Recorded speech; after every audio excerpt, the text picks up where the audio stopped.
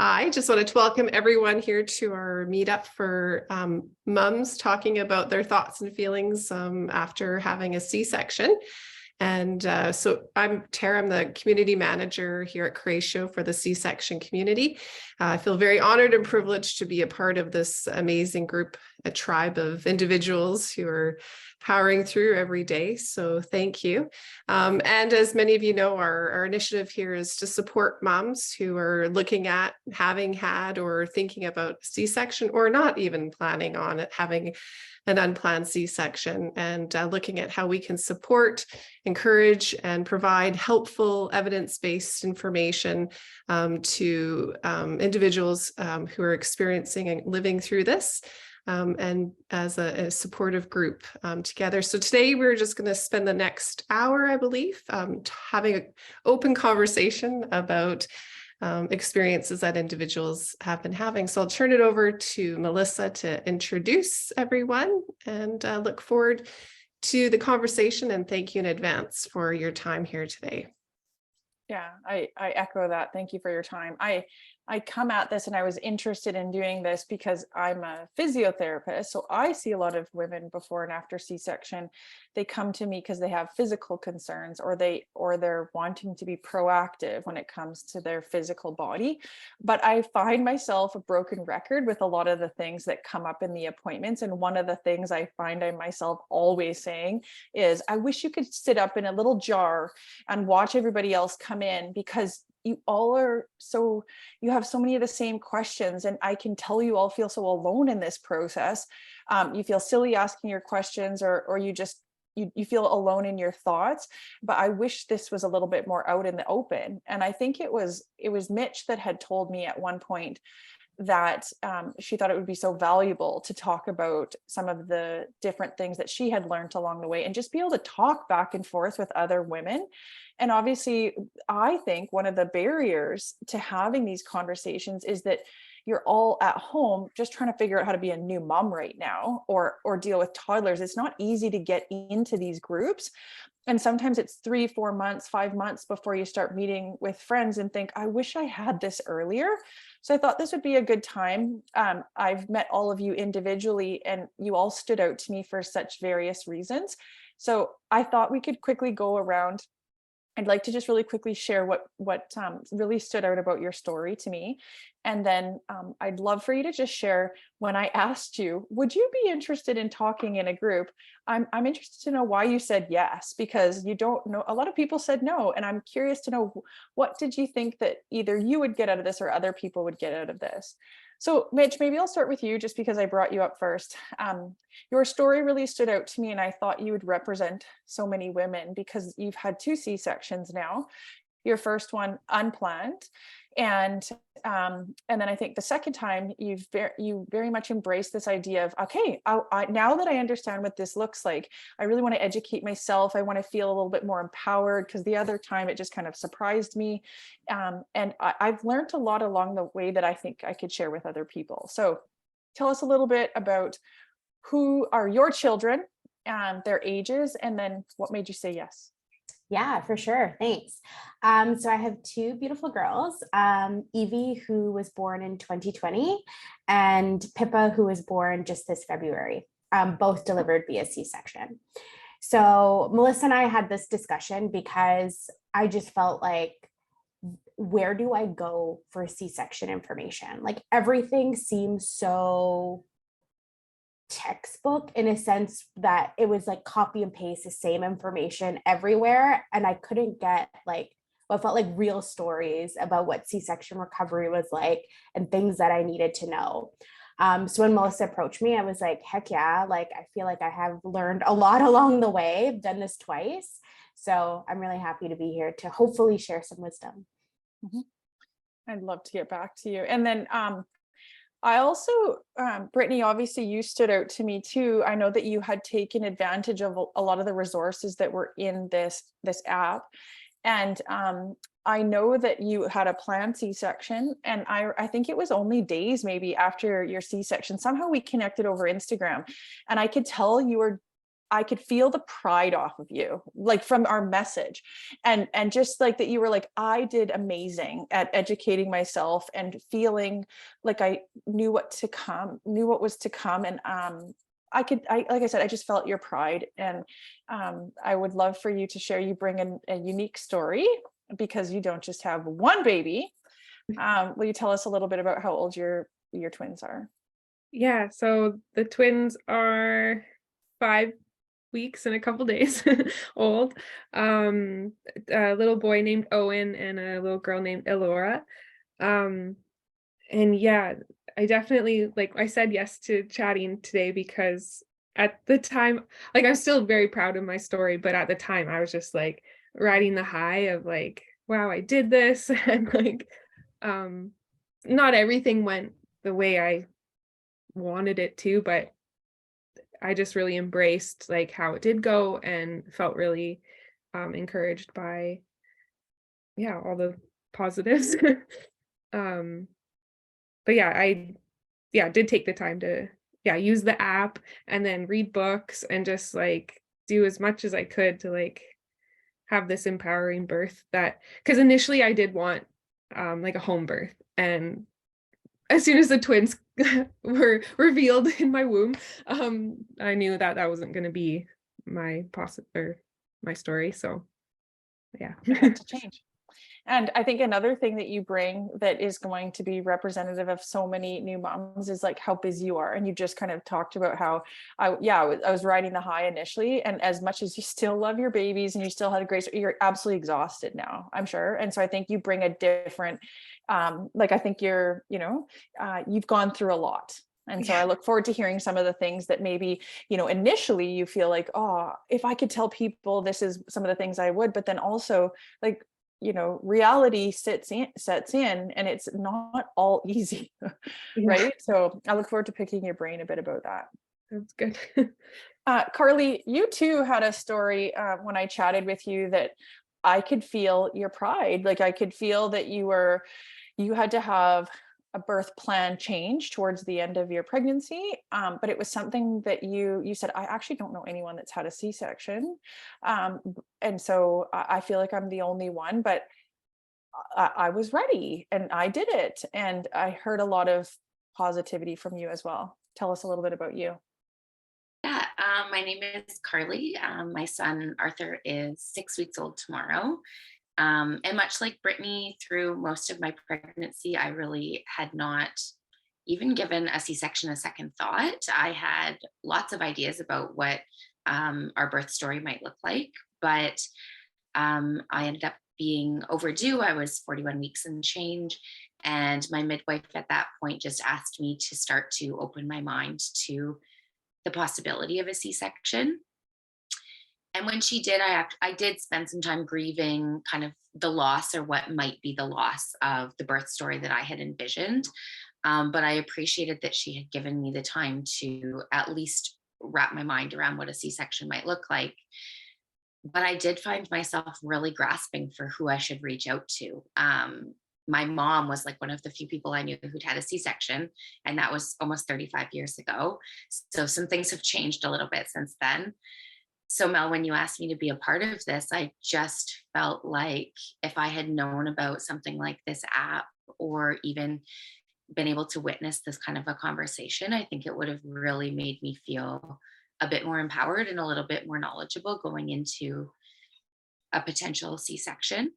And as it turned out, I do feel really proud and I have a very positive experience to share. But I did spend a little bit of time feeling a little lost. So hopefully we can help other women feel a little bit more empowered. And I think people that will listen to the recording will hear your 3 stories and they'll be like, well, that's great, but that's not all the rainbows and sunshine that I had. Because it's actually on my screen, you're all at the bottom and you all had these positive stories, but I was drawn to, but I was also kind of like, this isn't how it always sounds, because a lot of people have a lot of birth trauma, a lot of things they have to process, and it doesn't go like this. And I actually put, I had a couple clients in mind, but I didn't want to put anybody on the spot. And so I put some feelers out, actually, I think just on Instagram saying like, has anyone not had rainbows and sunshine? Because you also represent so much of the population. And Shelby, I was so thankful that you reached out and said, I'm happy to share, because I think a lot of people feel uncomfortable coming forward because there's so much guilt attached to not being grateful. You hear so often like, well, at least your baby's healthy. But I know that's not how people feel all the time. It's really grappling with a birth that maybe you weren't expecting. So Shelby, I can't thank you enough for sharing your story. Will you tell everybody a little bit about yourself, how old your baby is, and why did you say yes? Yeah, so I guess she's almost 11 months now, a little baby girl named Blake. And definitely when I was at the stage where everyone else in this conversation was at, there's no way I'd be able to tell my birth story. Just recently, I've kind of come around to being able to feel more proud about it, feel more confident in it, and be able to reflect on it as a positive experience. Whereas before, it was just it wasn't what I was expecting. It was sprung on me, and it was definitely traumatic in my mind. And I wanted to do this because a friend recently reached out to me who was going to go through a C-section, and I was able to talk to her about my experience, and she said it helped her quite a bit getting through hers. So I just would love to be able to help other people too, because I know it can be a really great experience, and I just hope it is for other people. Well, and you said something to me that really stood out. You said something along the lines of, after I shared with her, I felt so much better. Like not only did she feel better, but like I just feel better sharing, but also too, maybe you weren't, like you said, not ready before recently, right? Yeah, and it was I was almost embarrassed that I wasn't proud of the birth at first, and that I was embarrassed that I was in shock from it and everything, and that I wasn't overly grateful for everything that happened. And so being able to explain it to someone and feel accepted that my story was a good birth story and all of that made me feel better. Absolutely. And I mean, it's like anything in life. I think we have some good stories to tell and some stories that we think, oh man, like that isn't how I would have wanted that to go, but I learned so much from that experience, right? I listened to all of you, and would you not say that a common theme is that it's considered sometimes a secondary birth? Like I think I hear that in all of you, like just a little bit, I had to shift my story, or I had to grieve the loss of that. And would you say that was, your experience, that it's not the best birth? Yeah, definitely. Yeah, Yeah. absolutely. I would say, even I was just in the company of friends last night, and I had a few girlfriends say to me something like, well, it'll be okay. You might be able to do a VBAC next time. And whether or not that's my goal, I just thought it was really interesting that they were like, don't worry, you'll get another shot at the preferred birth. Without kind of recognizing or asking if if that was the birth that I was okay with. So definitely it does feel like the alternative. Yeah, there's a misconception that still floats around. I think that's very outdated, which is, oh, that's the easy way. Because with my second, it was like, oh, it's like an appointment that you just go to. Oh, that sounds so easy. Like, that's great. You're so lucky. So I always go out of my way to talk about the recovery. And because to me, I feel like a champion for going through that, like a major abdominal surgery, and then you're taking care of a baby. And something that I really appreciate is I overheard my husband on a call, and he doesn't say C-section. He says, oh, my wife just had a major abdominal surgery and now we have our child. And so it just kind of puts in that, like, we're tough for doing it. It's just as difficult, if not more difficult, than a natural birth. I hate that term. Yeah. That's one of the reasons why it was difficult for me. Was I didn't really have any negative thoughts of C-section going into it, But when I was having a high heart rate, my baby was having a high heart rate. So I kind of was thinking, okay, this could go C-section route.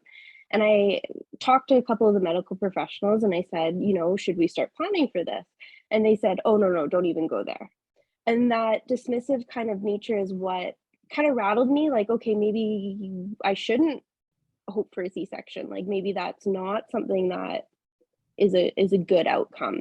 And that's not true, but it's how I interpreted their message, but that's just part of why it was a difficult situation for me. What do you think? So you kind of said, Carly, that you gave an example of someone said, oh, too bad, you could have a VBAC, hopefully you can have a VBAC next time. And I think that's sometimes like cultural or societal pressures. But would you say now that you've had a C-section, what other places do you hear that? So would you say that you're getting that mostly from people talking to you? Would you say that you feel that in the hospital? I'm curious to know. I haven't had C-sections actually, and so you have a totally different perspective than I do, but I'm curious to know what other places you feel that, and how does that change? I think this kind of conversation, if anyone hears that, pause and think, yeah, why would I say that? But I'm curious to know your thoughts on where else do you hear that and how do you see that changing? I think one of the biggest places that needed to change was my own language around it, because where I learned that it was kind of the secondary choice or the non-preferred choice, I don't know if it's like ingrained in our culture or what it is, but I found that I was using language that kind of took my own power away, saying things like, well, I didn't really give birth, like I had a C-section. And it was my husband that stopped me and kind of pointed that out. And he said, I don't know why you keep saying things like this. Like everything that you've done is just as powerful. And if you keep perpetuating these ideas to yourself, it just takes your own power away and it changes your experience. I actually found the hospital to be quite a positive place, but I think some of the books that I read going into my birth, some of the pregnancy preparation books, talked about this really transformative kind of laboring experience as part of a natural birth. And I think I felt like I was going to miss out on that. So I think it's just, I don't know, I can't come up with specific examples, but it seems to be deeply baked into a lot of the pregnancy preparation. I think it's societal because even like my own mother, like I don't hold it against her. I'm like, it was a different time, but she'll sometimes, or she used to say things like, oh, you don't know what it's like it really hurts giving birth to a baby. And I mean, I didn't say anything because it was my mom, but what was funny was she was here helping for my second child and she saw the recovery and she said, I was wrong. Like this is the same. This is, if not more, not difficult, because I don't think there's like a contest between the two, but she's like, I didn't see this side of it. I think she only thought it was like, oh, anesthesia, you don't feel thing. And then you go out and you can walk out the door and be fine again. So I think now she understands like, no, they're both difficult ways to give birth. There's no easy way out of having a baby. I think about this client that I had recently that had a very quick vaginal birth. And she had no tearing or anything like that. And a lot of people would be like, oh my gosh, I wish I had that birth. But she said, I would have given anything because the baby was born so fast. They were taken away immediately to the NICU. And that was very traumatic for her. She said, I would have done anything, any type of birth to be able to have my baby on me. But I do think we glorify that this birth is better than this birth, which is better than this birth. But I think a lot of those people that have the better births sometimes would be like, I'd give anything to have, maybe they've had a lot of vaginal trauma And I wish I would have had a C-section. I think grass is always greener too, sometimes, right? It goes both ways. That sometimes people think, you know what, a C-section, I can see how, you know, these women sometimes feel like they have the lesser birth, but I do hear a lot of that in people's stories, is that quite often the grass is greener no matter what, right? Even with recovery, like Yes. either way, you're recovering from having a child, like it's going to be difficult regardless. Some C-section folks, they recover within a couple weeks. Some vaginal birth folks take months. Like not one is better or worse than the other. The other thing too is I had friends, and I think it's just changing the language again, like we were talking about, is I had friends sending me messages on Instagram, you know, saying, oh, don't feel like a failure, your birth is still important, and all of that. And they were kind of, I didn't feel like a failure after it. I was, you know, I thought it was a pretty big thing to go through. And so just having people assume that you feel like a failure and sending messages like that was also kind of like, it was a little traumatic for me, because then you start thinking, should I be a failure? Now, do you think then, Shelby, based on that, you just said, I didn't feel like a failure. Do you think the hardest thing for you was the fact that you hadn't let your brain process what could come? Like, that's what I hear sometimes when you explain things. It wasn't necessarily that I had a C-section, but that totally blew me out of the water, and I hadn't let myself prepare that. Would you say that was, do you think you would have had a different experience had someone kind of similar to Carly said, I just want you to think about this as an option? Yes, I do. And I mean, hindsight is always, you know, it's hindsight, but I think just being able to mentally prepare more would have made everything go a little bit smoother for me. Just kind of wrapping my mind around it before everything happened. I'll tell you, from a care provider point of view, I find that sometimes when people come in, how would I know someone like you or someone like Carly's, you know, if you're planning for a vaginal birth, I wouldn't necessarily, whereas let's say Brittany and Mitch knew they were having a C-section. Sometimes I struggle with, it's kind of like when people say, oh, my baby's so easy, there's such a fun phase. And then a parent with older kids says, wait till they get older. Like that messaging is so annoying too. So sometimes I don't want to be Debbie Downer, and try to, like, they're excited about their birth. They're going in feeling really, really happy. Sometimes I struggle with, how do I just say, well, just wait, what if something else happens? And so I wonder if you guys have any ideas for that, because not only, you know, from a care provider point of view, but from other people listening, that maybe they think they're trucking along. They're planning on having a vaginal birth. That's all they're picturing. Any suggestions on how not only a care provider could bring that up, to not kind of you leave and be like, oh, why do they have to tell me the bad news? Or why do they have to give me all these things when we don't even know what's going to happen? I think that will come to, oh, sorry, go ahead. Go ahead, Shelby. Oh, whoever said that, I can't tell who said that first. I think as the patient, honestly, like I like to take charge of that. Like this second time around, I had a scheduled C-section. So I pretty much knew that was going to happen, but I talked to actually all of my providers, and I was like, I don't know how to push because I've never pushed out a baby. So let's talk about this in case it happens. Like, I don't know if my water's going to break at home and there's not going to be time for a C-section. I need to just do it. So let's walk through it. I'm a big advocate of being in charge of your healthcare, and thinking about all the possibilities that could happen and preparing for them, even if it's not going to happen. Like I was never going to push a baby out, but just in case, that like inkling of possibility, I wanted to be prepared for. I think too, it's kind of like, I didn't know what I didn't know.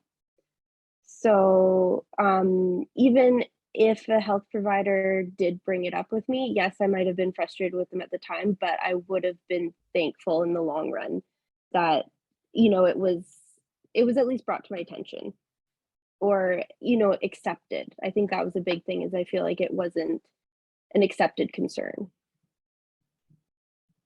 I think you bring up a good point, Mitch, and that our healthcare system, I think, is set up to be like a hierarchy with the, the physicians and the surgeons at the top and the client at the bottom, or the patient at the bottom. And I think you're right. I think that some of that comes down to us as patient or client, and just like I have to take some ownership of my healthcare. But you're right too, Shelby. Like I think that sometimes there's issues with time with our appointments. I think sometimes the care providers think, well, how am I going to give all this information and talk about all these nuances? And I think it's a struggle because so much information, you don't know what to believe online. So people try to educate themselves, but then they're like, oh, but I don't know what to believe, that's one kind of like plug for this app, Tara, is I think that you guys are really trying to centralize a lot of this information that is from those trusted care providers so that people have a bit more of a centralized place to go. Because yeah, I think we do, especially with the healthcare pinch right now, I think we do have to really advocate for patients being autonomous. And I think our culture too, one thing I noticed from seeing people from other cultures is that our North American culture, I think, is very much shoot for the stars, and then sometimes like just keep eye on the prize type of thing, and not let yourself go through all the options like Mitch said. I think sometimes other cultures do a better job than we do at thinking through all the options. And so that's something I've tried to do with my clients, is like, they'll be, I'm nervous. What are you nervous about? Not knowing what's going to happen. Well, you won't know. So I wonder if you kind of, as you're simmering on things and you think, what if I have a C-section? Let yourself go down that path and think about that. What happens if I have to have an epidural? Let's go down that path. And instead of sticking at the worry and then stopping with that, let yourself play out those options, right? The other thing I found, and you brought this up, Melissa, with the prenatal appointments is, like you get a little bit of time to ask questions. And I know, especially with my first pregnancy, I would always say, no, I have none, I'm good. So this second time around, I would say, I don't know what I'm supposed to be asking. What are people asking you at these appointments? And kind of flipping the script. And I would always say, I'm not a doctor, I'm not a midwife, I don't know what I don't know. What do you think I should know at this point? Because it's a lot. Like there's too much happening. And especially if you have little ones or you're just busy in general, you don't know what you're supposed to ask. So on that note, do you guys have suggestions then for people listening, as far as maybe if I go around and ask you all maybe 2 suggestions to start with for someone that, well, let's start with someone that has a planned C-section coming up. I'll ask you all for one thing to start with. What's one thing that you would recommend that you learned along the way for someone that has a planned C-section, something that you took away as a useful tip? Do you want to start, Mitch? Yes. Have the nurse take a photo of your incision before you leave the hospital. It's not a pretty photo to look at, but it's very, very necessary. Because? So in my first C-section, I had an infection. I had no idea what it looked like. I actually kept the white tape on. I didn't know that you had to take it off. So this time I was very nervous about it happening again. And it was just a great baseline. So when I left the hospital, the incision looked healthy. So I would look at my incision every day and compare it to the one in the photo. And if anything looked off, I knew, okay, I'm going to bring this up with my midwife in my appointment to see if it's normal. And maybe to get them, especially because you leave the hospital so brain dead and tired, but maybe get them to make sure they point out like, what things am I supposed to look for then in my incision, like make that clear so that I know what I'm supposed to be looking for. What about you, Brittany? I don't know for sure. I did have one friend who had a C-section before me, twin mom as well. She said, well, you have your catheter in, like drink as much water as you can. It just really helps flush everything through. And yeah, I was filling that bag like crazy. We're like ringing the bell, like, okay, you need to like empty the bag again. Because then, yeah, once they take the catheter out, they're like, you're gonna have to walk. And yeah, that was one thing that I took it seriously. I don't know. It was Oh, necessary. but to keep hydrated. Yeah. Yeah. Well, as we talk, you'll think of more, but Yeah. great tips for people that are, that know they're having a C-section. What about you, Carly? If it was planned, I think I would want my provider to walk my partner through what a C-section was going to look like for them. And we were lucky that we did have a little bit of time where they got to walk my husband through what his role was going to be and how he was going to see me in the operating room. And we had really wonderful providers. And so I felt that there was a very clear vision and explanation of what it would look like and feel like for me. But I think that often we forget that our partners have this totally new experience as well.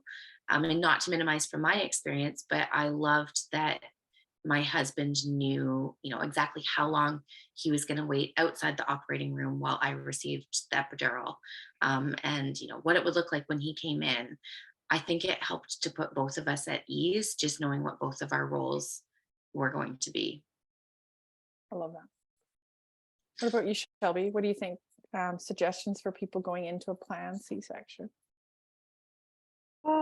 I think just looking ahead at the recovery and making sure that you kind of have a plan for when you get home.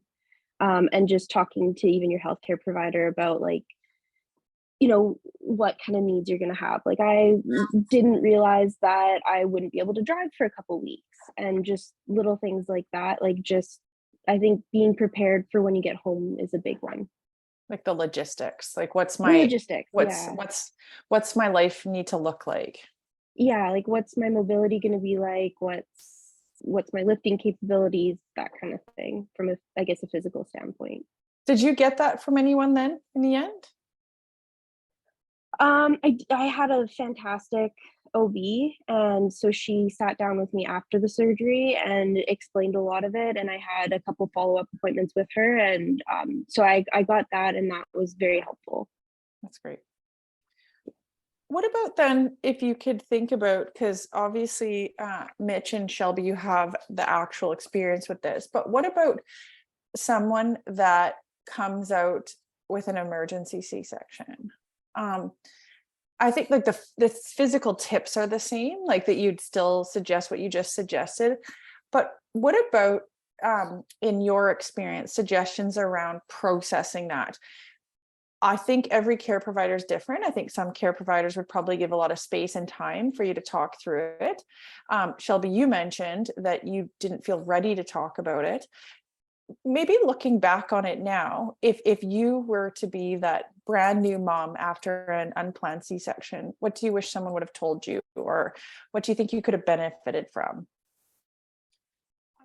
I wish, I had space or time with someone who had more knowledge than me to actually talk through what had happened. So I actually had time to process everything that had happened, if that makes sense. Because I went through all of that. I didn't really know what was happening. And then after, it was like, okay, what just happened? And it would have been nice to actually, and I didn't think of it at the time, but now later, I wish I had someone who knew more than I did about a C-section, let me explain my story to them, so they could have just kind of explained what was, that it was a normal experience, I guess. Almost like talk you through the chain of events, like reprocess everything. Like, okay, when this happened, why was this suggested? What made you guys decide to do this? Stuff like that. Yeah, exactly. I've heard of certain care providers that's like their own. I don't know if that in Kelowna, but I've heard that in some communities there's providers that are solely dedicated to that, is helping people just talk through the chain of events in their birth, and that it's been very helpful. Yeah, I bet. That's really cool. What about you, Mitch? What do you think for someone like after your first baby was born, what do you wish you would have known?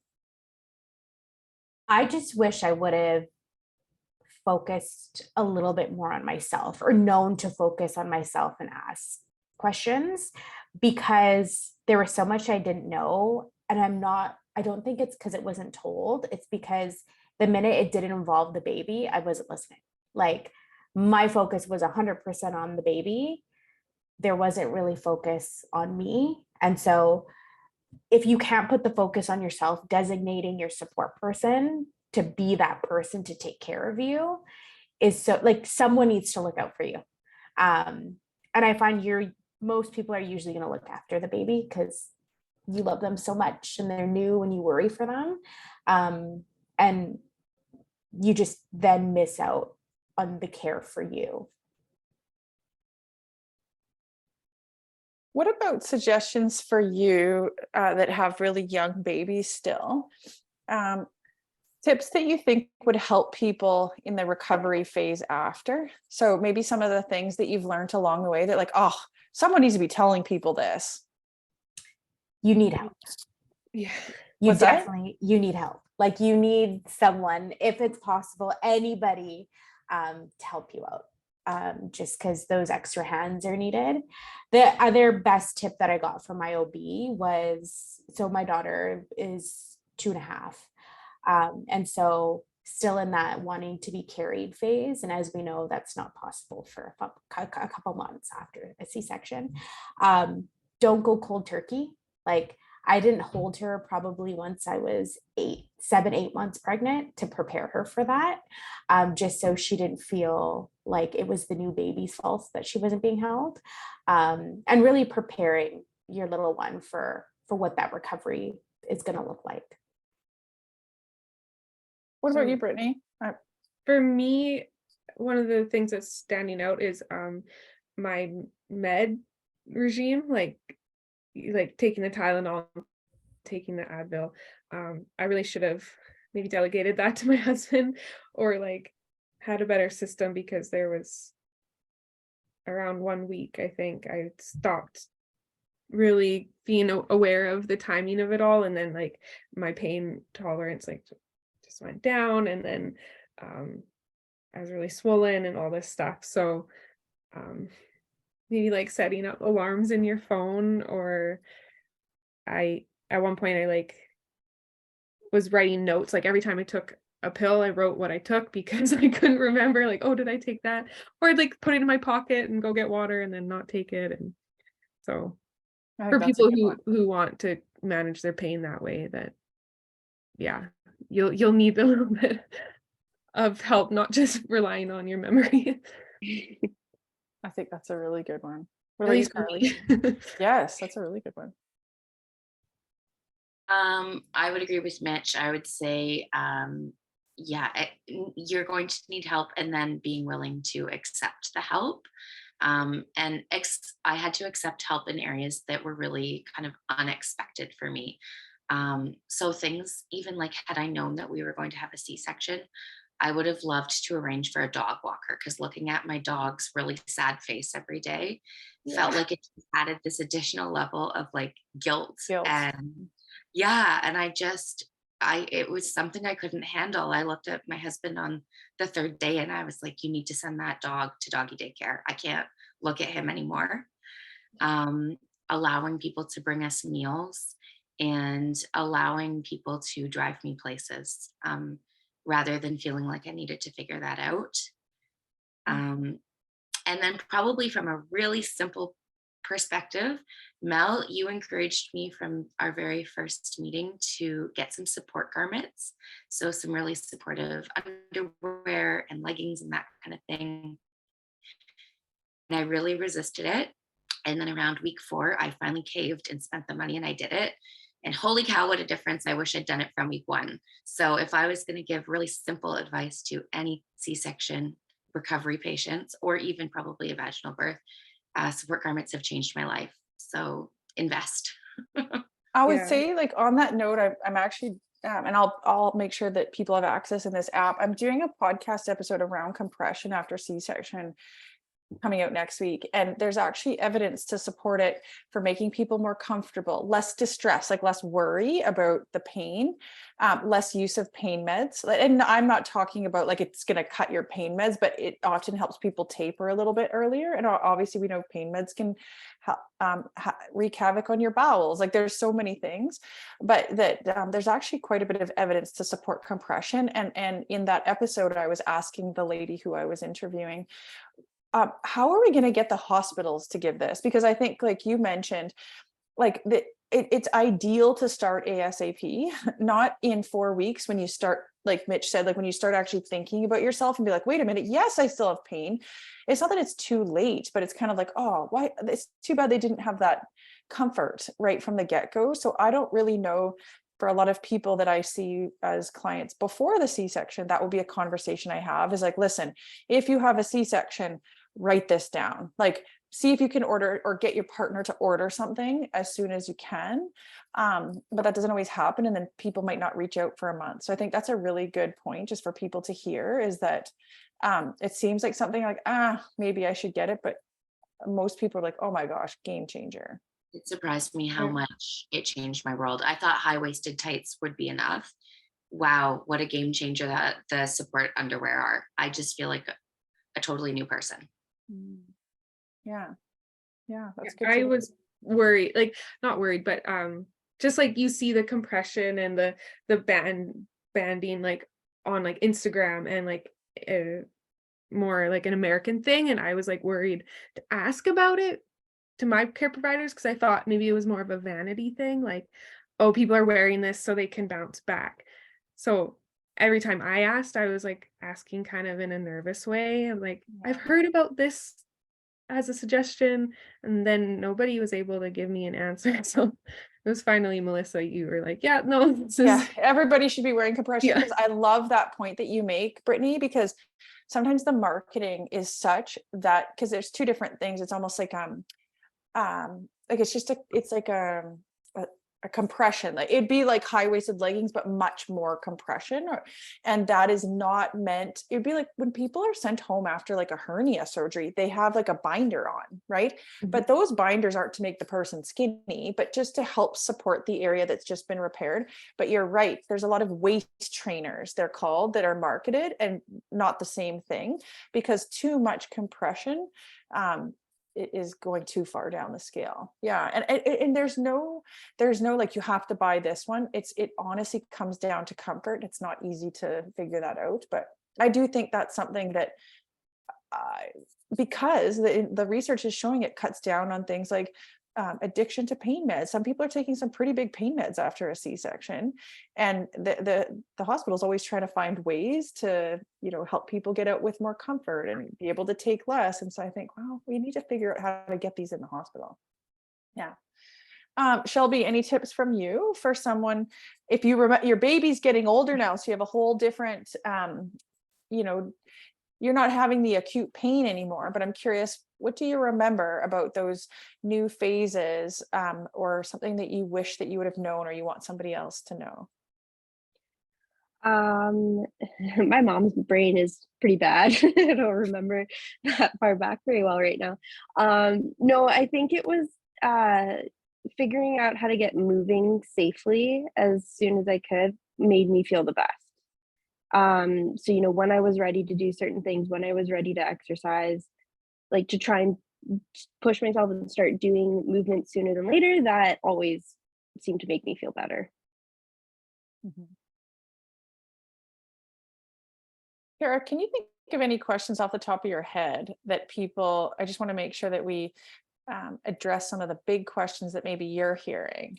Yeah, well, first off, I want to thank you all. This is super helpful and informative for me too. And I love just your openness and sharing of this. And I think this will be super helpful, giving me some really great ideas about events that we can carry on with into, past May.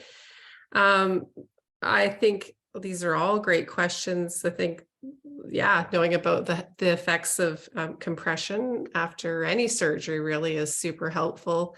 I think that sometimes it isn't talked about enough. And I think the stigmas around having a C-section, about what normal birth plan is. I think that that's a lot of things that people are really shy about talking about. And I think what you're all saying and about the guilt or, not really being sure how to ask what you don't know, I think is the big thing. Because we, as you say, we really don't know what we don't know.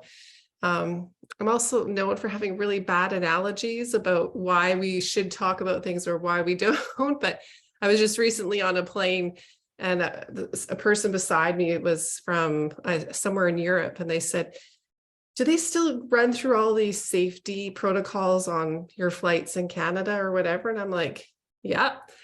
And they're like, oh, we don't like, they just don't really do it anymore. And I'm thinking like, oh, like as annoying as it is to watch those safety videos each time, and they go through it, it's like, but it's such a good reminder to know, like, I don't like, how do you prepare for something? You're going on a holiday, you're going somewhere you want to go, you're giving birth to a baby that you just can't wait to meet, but how do you prepare? And I think these are all really good messages about how do we prepare. Like, you don't want to take the fun out of it or the joy or the excitement. But if you don't allow yourself to ask those questions or be shamed and thinking that it's wrong, I think those are questions that people have a hard time asking, is like, how do I approach my doctor or someone who appears to have more knowledge or more experience or, a degree or in birth, whatever it is. It's that we all of us have become very shy to ask those questions. And I think it's about how do we change the language, the messages? I think having someone in charge of, like, even thinking about our dogs, like some people would be like, well, why are you thinking it? Well, they're so important to you. And so it's like that whole holistic approach about who we are and what makes us up, is that all those points, we need to be able to safely and freely ask those questions without first judging ourselves or feeling that other people will judge us. And I think that's the biggest question, is that people just don't really know how to ask the questions, or that they feel that they're not important. And I think that, this helps people to be able to ask, like drinking. Anyone who's had surgery for sure have a catheter. It's like, it's a break, but as soon as you have to get up, you don't want to get up. And so that's a really important tip, but people might not think about, they'll be like, oh, I have to have a catheter. Well, what's the upside to having a catheter, and so we don't think about those types of things. And these types of conversations help bring out those questions that people think about, but don't know how to ask. I'm curious, as I listened to you, Tara, I was thinking, what if someone was to say to you guys, if they were, and I think this came up with you recently, Shelby, so I might lead with you. If someone was to come up to you and say, I'm having a C-section, and I'm scared, or I'm bummed about it, can you just offer, like, what would you say to them? Just, it doesn't have to be the whole conversation, but what's one thing that you'd want them to get out of it? Something that someone said to me later on that helped me the most was said, well, what would be a better outcome? And really, if you think about it, you have a healthy, happy baby. How could you ask for anything more in that way? Like, yes, you might have thought of it differently, but really, when you look at the outcome, that's the goal, and that's what's accomplished. And if this is how it happens, it's a beautiful thing that happens. And I'm guessing, Shelby, if you had another child, and you were told you have another chance of having a C-section, you'd go into it a bit differently this time. Like, you've learned something along the way. I'm sure you've learned a lot of things along the way that would help you, like, feel like you have so much more empowerment the second time around. Yeah, I would actually not be looking forward to it, but I would be very confident going into it now. See, that is absolutely a silver lining, right? Mm-hmm. Yeah, we learned something from our stories. What about you, Carly? What if someone said to you, I'm having a C-section, I'm feeling really bummed about it? I think something that I felt like I was really going to lose was this feeling of connection with my baby in the birthing process, and then also with my partner. And in fact, I felt that both of those things were entirely present. I got to have skin to skin almost right away. And both my midwife and my husband were there kind of telling me what was happening, and it felt like a really great connection. And then we had 2 hours or even more, I can't really remember, of skin to skin in the recovery room right afterwards as well.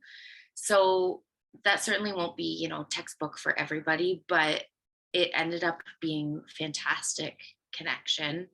And I felt quite present during the whole experience. So I would want to reassure other moms that it is likely that they would probably feel that connection and be able to still be present with baby and the experience, even in a C-section.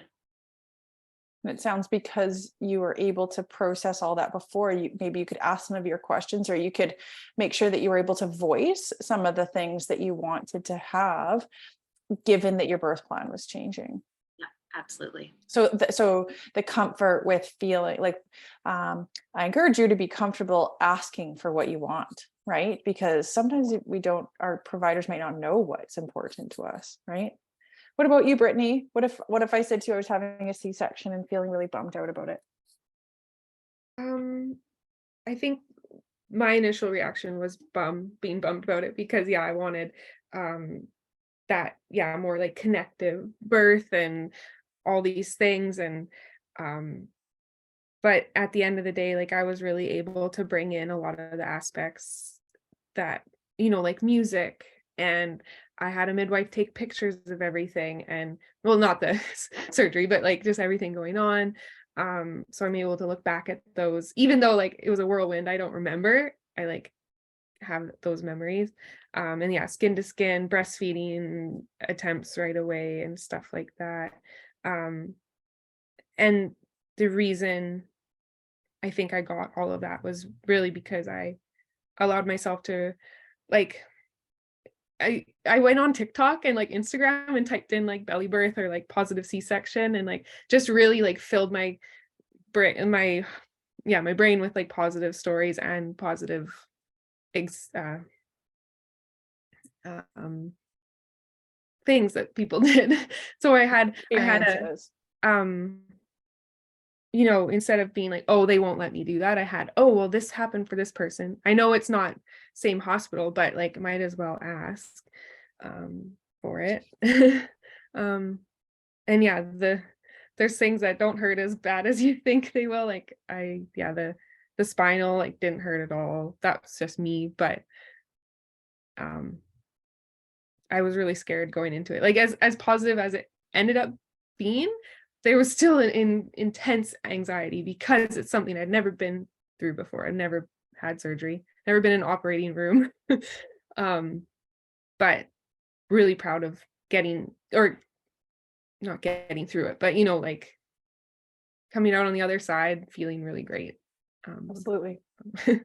And I listened to you and think like you did a lot of things that felt right to you to prepare for that. I've had actually quite a few clients before that have reached out for like mental health support before, just to help like find someone to talk through a lot of it. And that is a great idea too, just another tool that you can use. I think sometimes people think, I shouldn't need that. I should just, if that's something you need, that's something you need. Yeah, I actually had a therapy session like the day before my C-section, and we just worked on tools to calm my mind and center myself in those really high anxiety moments. And that helped as well, because I like picked music that I has really got me through hard times before, and like just like really brought me present and like calm and stuff. So that was really impactful. That's great. What about you, Mish? My biggest advice, especially for someone who is bummed about it, on the topic of mental health care providers, is have a team around you. Like, sure, you can have your midwife or your OB. And I mean, this is if it's accessible to you, but I always made sure to have as many people supporting me as possible, whether that's acupuncture, RMT, pelvic floor physio, mental health provider. Like, if you can find them specializing in postpartum or in prenatal and postpartum, even better. But like, regardless of how you're giving birth, you really, really need a team of folks around you. This is the one time to splurge on that. I find it funny, people always put like the most expensive strollers on their registry, and they don't think of things like that are for them. And so I always say, like, get a team of people that will support you both pre having the baby and post, and that'll just make your experience much more positive. Anything else before we wrap up here, ladies?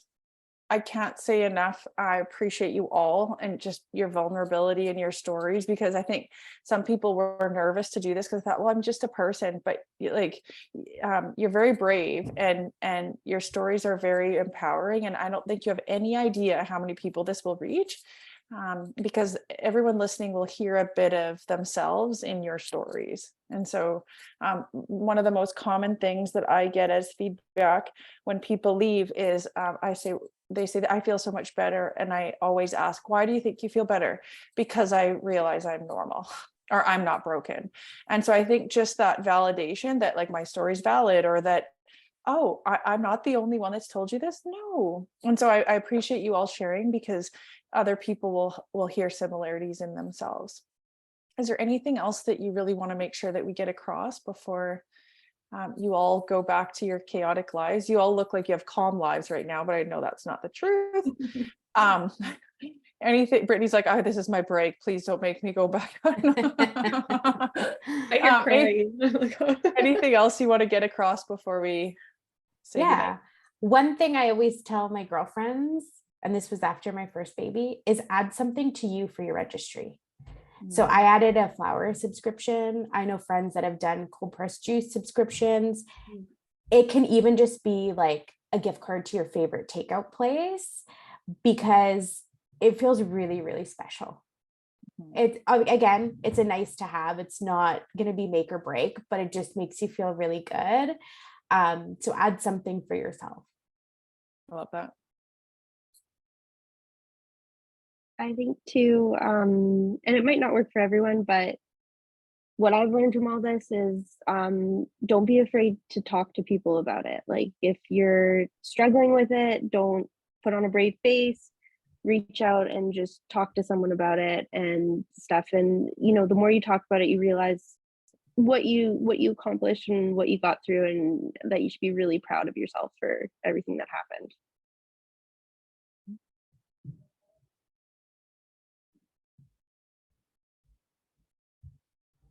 Awesome.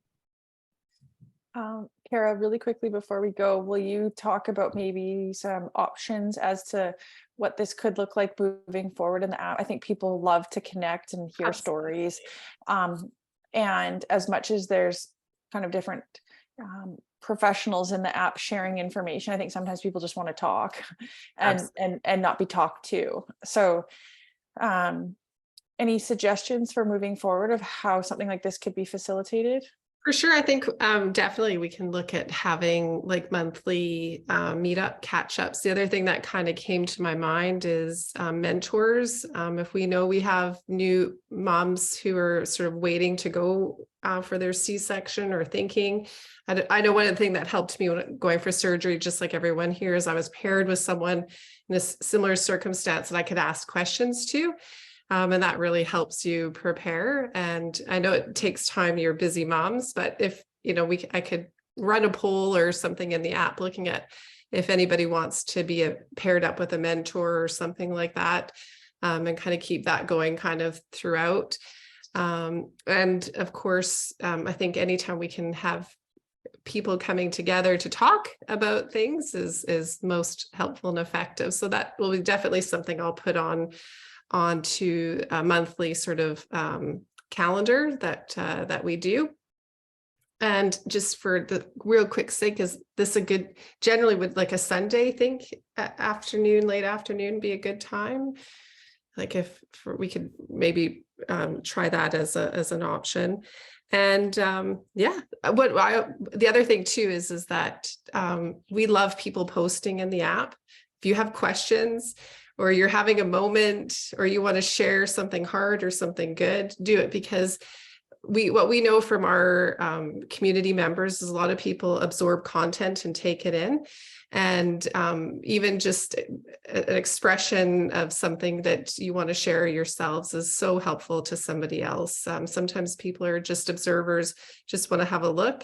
And whatever message or situation or experience you're going through, posting anything in the app or connecting with people in your circle is really helpful too. So, we try and do that. But I think if we can match mentors and have monthly meetups, I think would be a really great start. And as Melissa said, I'm just honored by each of you being here and sharing your story. It is super empowering and super encouraging. And to be vulnerable and open and sharing your experiences is wonderful. And congratulations to each of you. And hope you'll share your little bundles with us somewhere in the app. But if you ever have any questions, shoot them to me, ideas. I can definitely put them out there. If you're not wanting to put them out, I can facilitate posting, asking questions, whatever you like. So just let me know.